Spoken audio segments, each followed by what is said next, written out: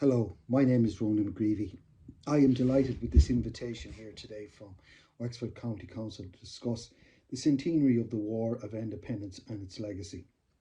In 2018, I had the privilege of speaking on a platform in Wexford with President Michael D. Higgins to mark the centenary of the death of John Redmond, the Irish Parliamentary Party leader and a proud Wexford man. Today I'm going to talk about the legacy of John Redmond's Home Rule project and the legacy of the separatist tradition as represented by the IRA and by Sinn Féin, and how that tradition came ultimately to be the dominant one, and how it came ultimately to lead to the Irish state. A previous talk I gave, I was entitled "The Miracle of Irish Independence." Of course, many people don't see Irish independence as a miracle. They see it as a historical inevitability. But if history has taught us anything, it has taught us that there's nothing inevitable. Look around the world today and you will see countries that have as much a claim to statehood as we do, and yet they are not independent nations. Scotland, Wales, Quebec, Catalonia, just to name four. I think that a unique confluence of events 100 years ago, which began with the First World War, led to the Irish state that we have today and the centenary of which we mark next year. If you ask people in 1921 if Ireland would be united by now, most people would say that it was inevitable.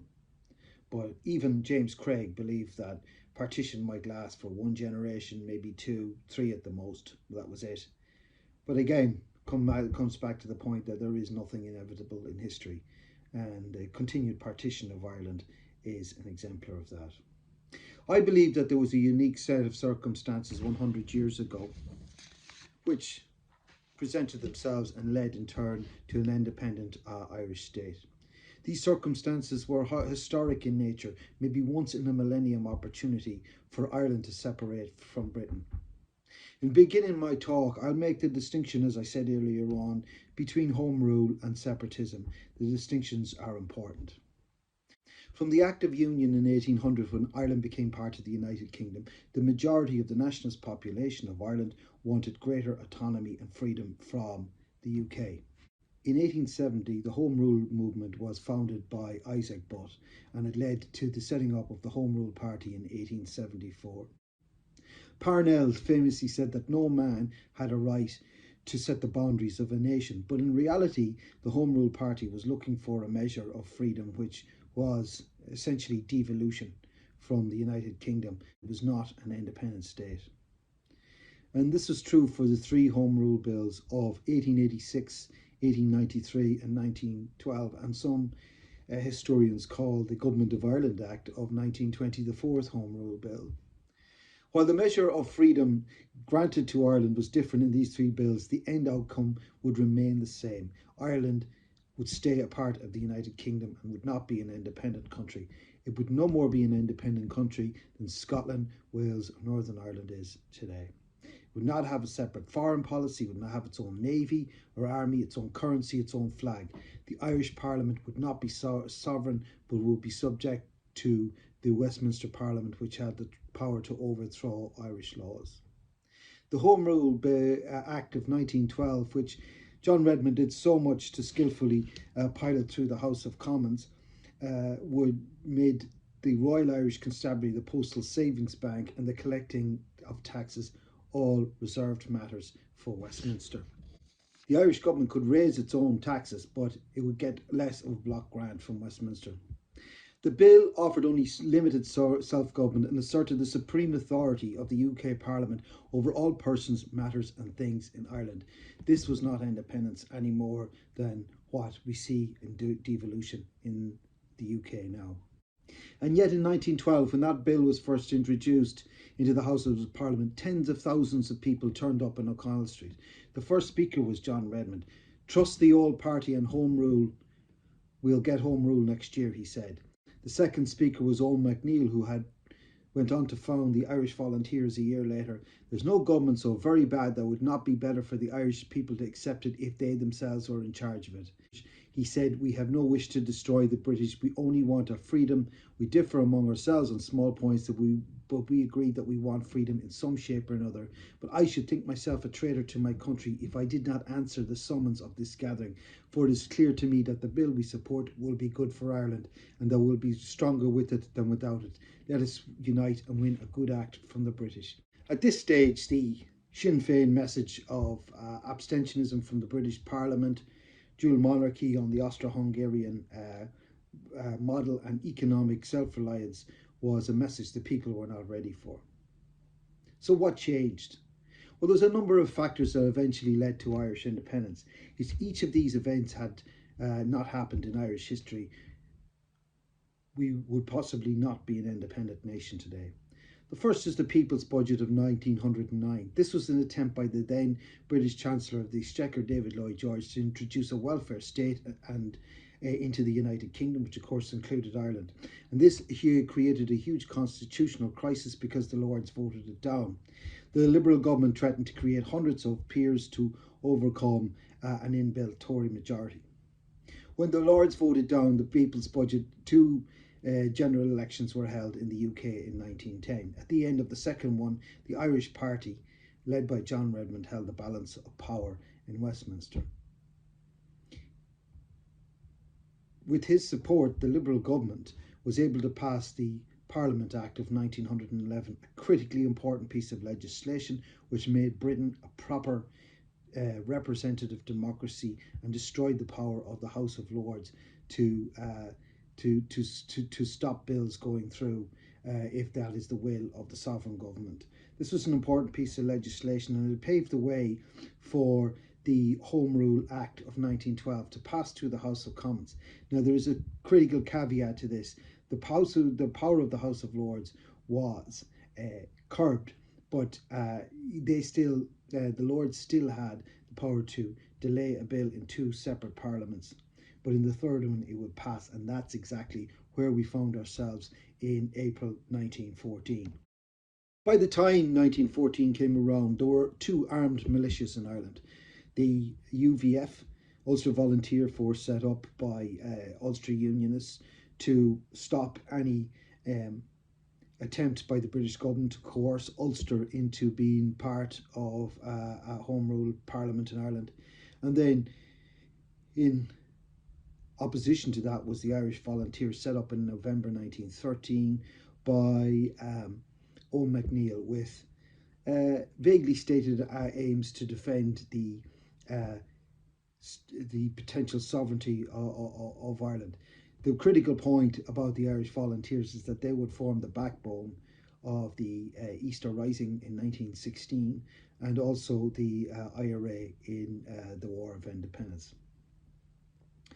The most important catalyst for change in Ireland, and the reason why there was a once in a millennium opportunity for Ireland to break free of Britain 100 years ago, was the First World War.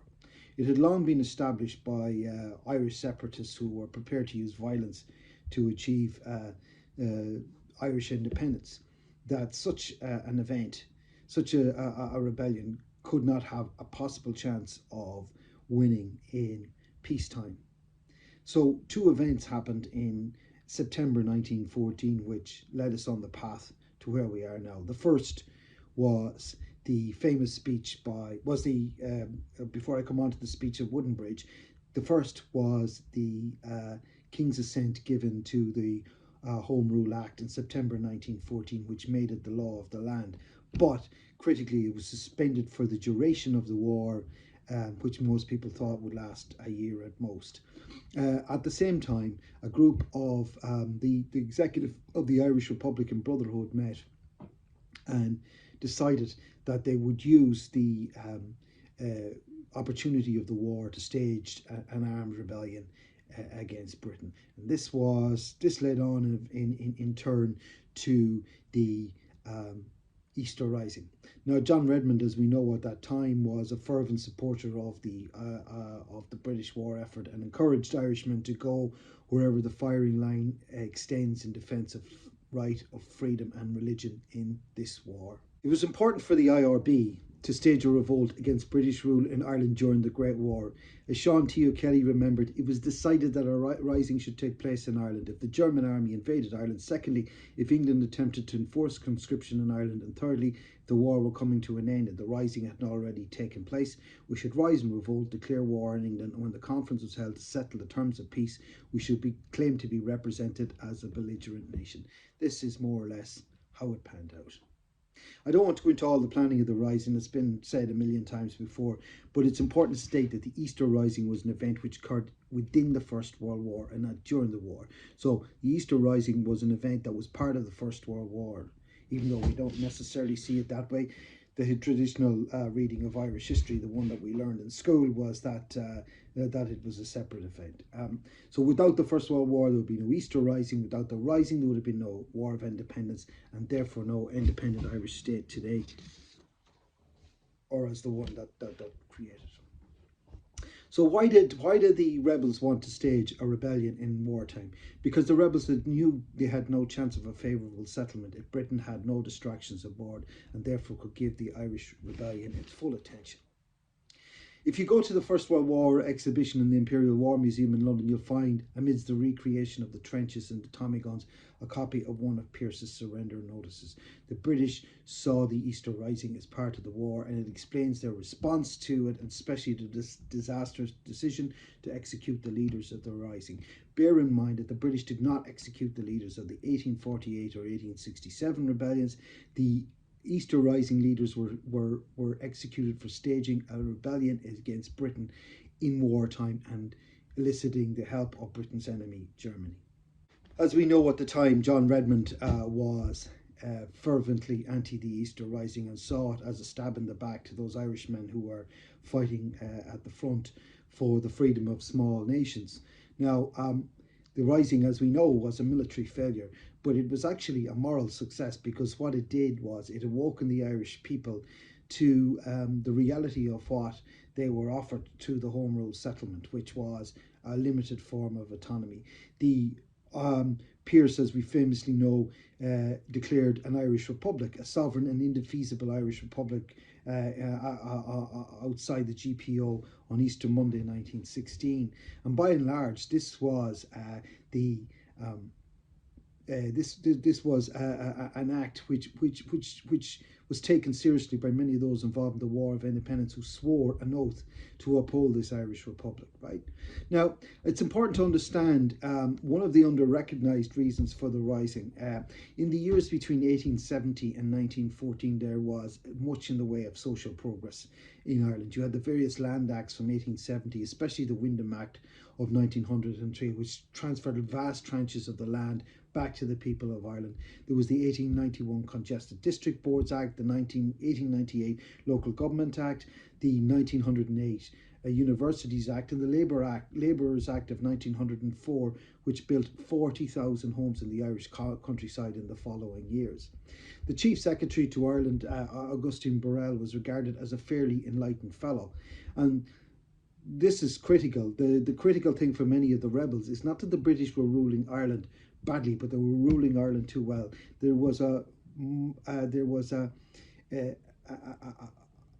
mortal fear among Irish separatists that if all the material wants of the Irish people were granted, that they would put aside any desire for greater independence for Britain and would actually become more integrated into the United Kingdom. And this was particularly true when you see the hundreds of thousands of Irishmen who fought in the First World War on the side of the British. And this particularly alarmed Desmond Fitzgerald, who later went on to become the father of Gareth Fitzgerald, the future Taoiseach. And he said,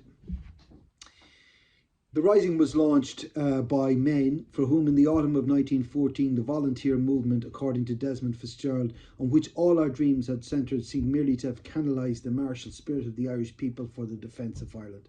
Our dream castles toppled about us with a crash. It was brought home to us that the very fever that had possessed us was due to a subconscious awareness that the final act of the Irish nation was at hand."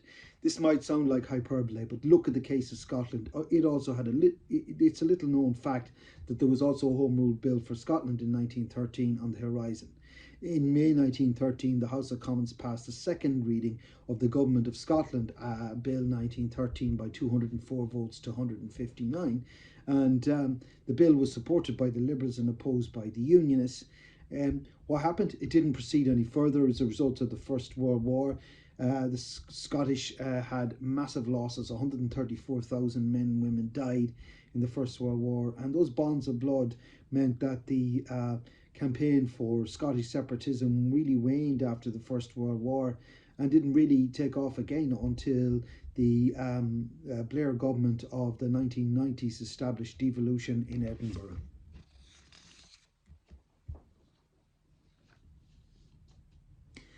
I believe the same thing could have happened in Ireland had John Redmond's vision of a Home Rule Parliament actually come to fruition. As we know, John Redmond unfortunately never lived to see the end of the First World War. He died in March 1918. Fortunately for him, he avoided the wipeout of the Irish Party, which occurred in the December 1918 general election. So I've heard it said by one of his biggest supporters, John Bruton, and by others that the Easter Rising was unnecessary.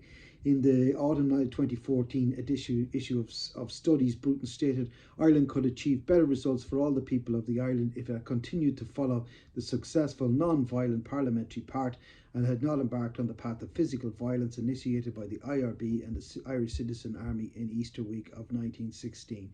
I believe, said Bruton, Ireland would have reached the position it is in today, an independent nation of 26 or 28 counties, if it stuck with the Home Rule policy and if the 1916 rebellion had not taken place. It's one thing to argue about the morality of violence in the Easter Rising and the War of Independence. It's quite another thing to state that Irish independence would have come about without it. We know, I think the best response to this revisionist and ultimately counterfactual version of Irish history was given by another Fine Gael, Taoiseach Garret Fitzgerald, writing in the Irish Times in 1906. Writing in the Irish Times in 2006. Fitzgerald says Bruton's vision was alternative history gone mad, and it doesn't follow that Home Rule would have led peacefully onwards to Irish independence. He gives two reasons for that. The first is that Britain would not have permitted Ireland to secure independence peacefully, at least until many decades after the Second World War.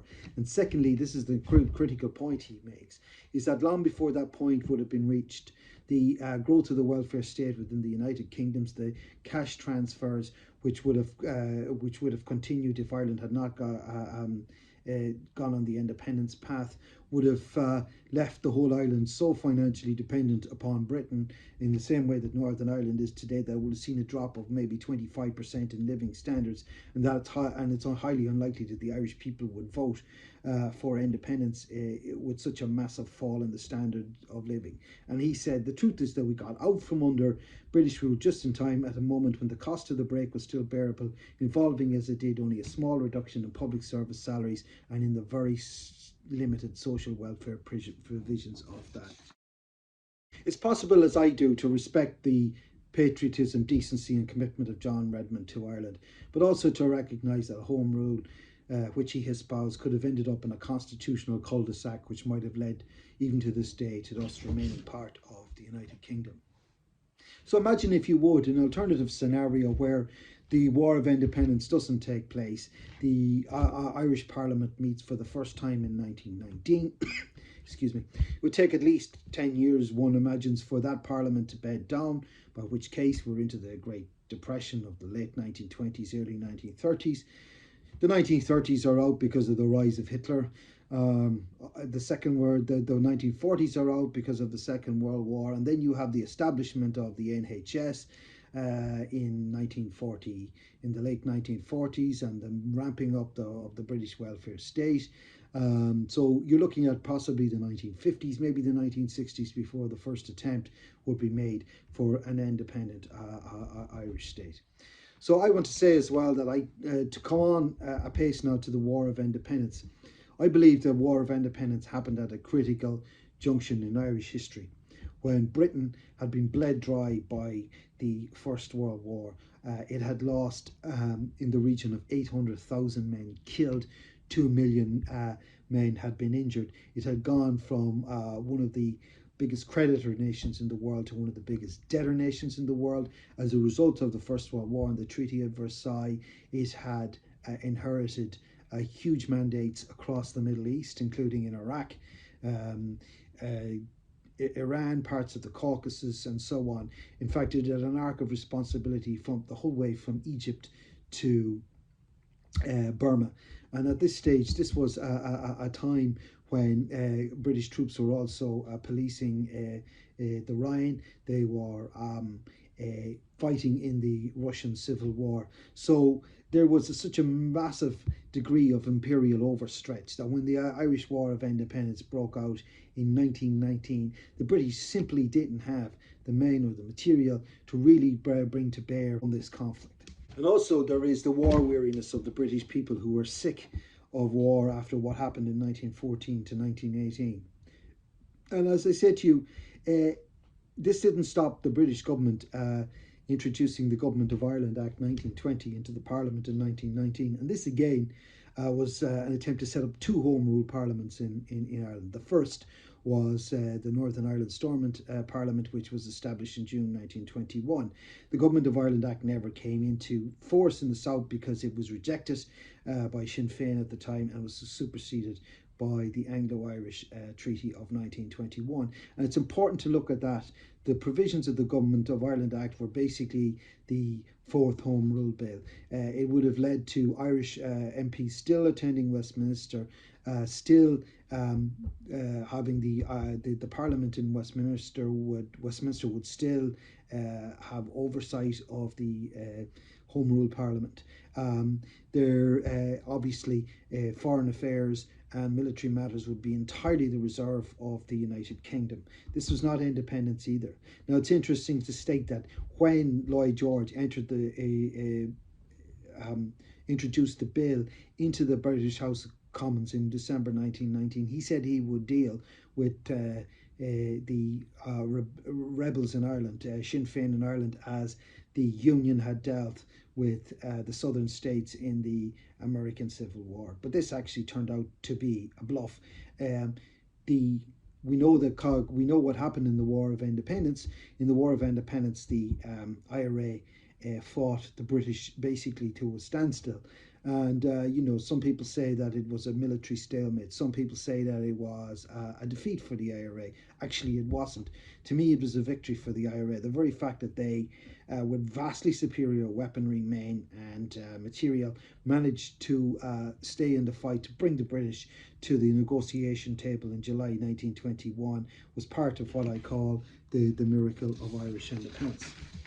So I think that in this year of the centenary of the War of Independence, we should pay tribute to those brave Irish men and women who's endured so much to bring about the independent Irish state that we enjoy today. Of course, the one thing that the War of Independence was not able to bring out was the unification of Ireland.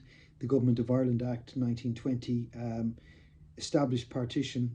The Anglo-Irish Treaty was supposed to deal with the issue of partition through the Boundary Commission, which was set up initially with a two-man commission, one with one representative from the south, one representative from the north, and an independent chair. Didn't work out like that. In 1925, the commission report only ceded a very small amount of territory of Northern Ireland to the Irish Free State, and it was eventually shelved, and the border has remained in place to this date.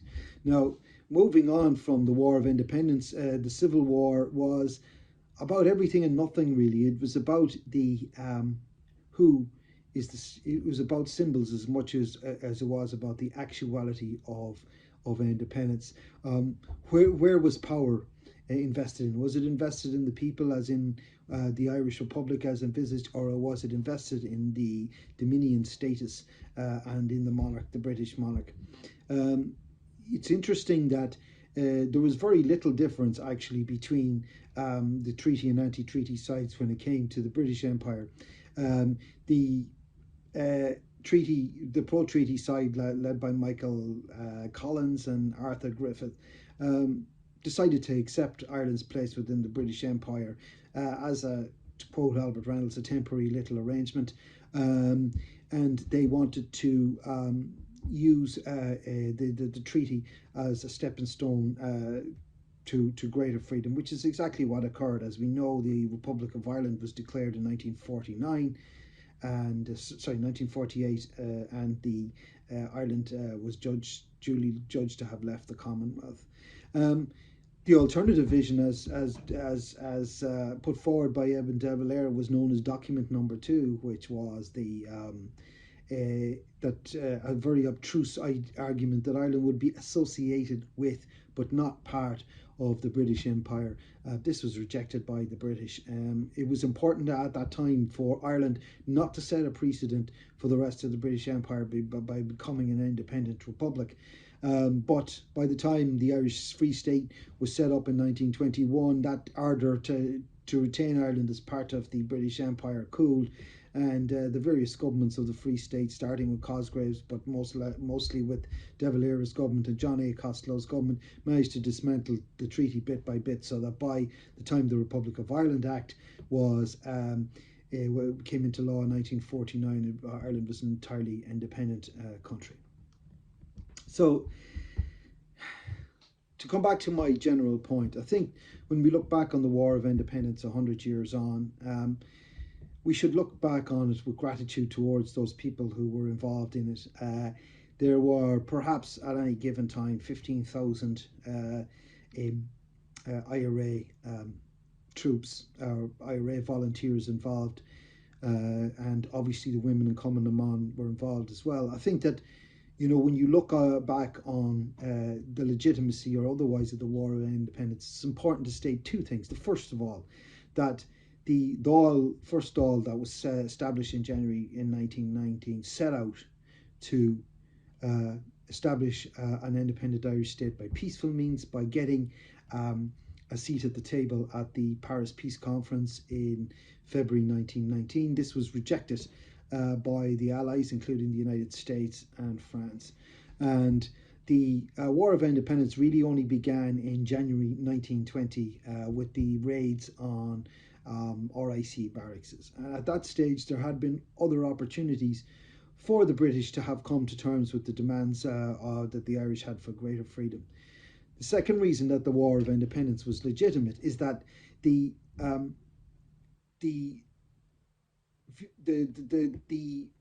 second reason that the War of Independence was legitimate is that the aims of the IRA were also the aims of the majority of nationalist Ireland at that time.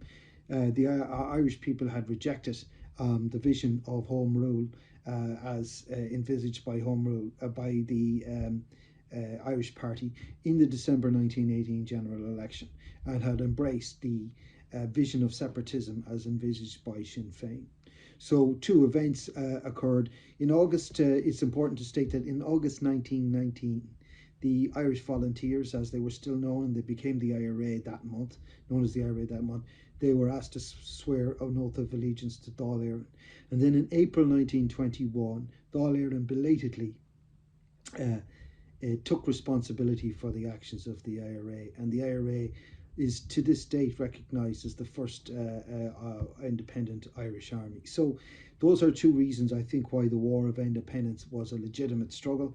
It is a pity, of course, that it had to happen. I think that if the democratic will of the Irish people had been respected after the 1918 British general election, it might not have happened, and we would have had a more peaceful start to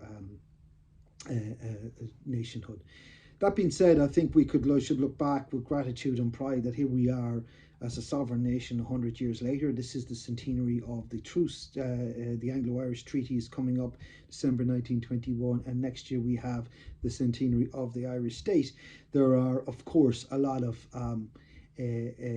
shortcomings that we've had over the last 100 years, and they're still there, but no state is the sum of its own failures any more than it is the sum of its own successes. And I think that we have a lot to celebrate and be proud about coming up next year. So, you know, I would say in conclusion that if you want to look at where we are today compared to where we were, to where we might have been, look at Scotland. I speak as Nicola Sturgeon, the leader of the Scottish National Party, said that there will be another referendum on Scottish independence by the end of 2023. But the question is, will Boris Johnson allow that to happen? I'm not sure that he will. I think the Scots should have taken the historic opportunity they were given in 2014 to peacefully separate. And as you can see as well, Scotland remains, despite Brexit, very much a divided nation when it comes to independence. Most polls are 55-45 or even 50-50. So what about the prospects of the next century? Will we see a united Ireland within the next century? Well, again, I believe that there will have to be a unique confluence of events that will come to allow us to have an independent Ireland. I don't see a border poll under a British under a British Tory administration, but I see one possibly under a minority Labour government propped up by the SNP, which would demand as a price of its support another second referendum. And of course, an independent Scotland would lead for a clamour for a border poll. Such a poll should happen, I think, as Bertie Ahern suggested, in 2028, the 30th anniversary of the Good Friday Agreement. What we've learned from the Brexit referendum is that we must prepare properly for such a scenario. The Brexit referendum was very instructive in showing how not to go about envisaging constitutional change to a referendum. And last year in the Irish Times, it proposed a forum on the future of Ireland, envisaging all scenarios: United Ireland, the status quo, and some form of joint sovereignty if such a thing exists. I'll finish with a quote from Shakespeare, which was apt for the events of 100 years ago, and which I'm hoping will be apt as we enter a second century of Irish statehood. There's a tide in the affairs of men which, taken at the flood, leads on to fortune. We must be ready for that tide. Thank you very much.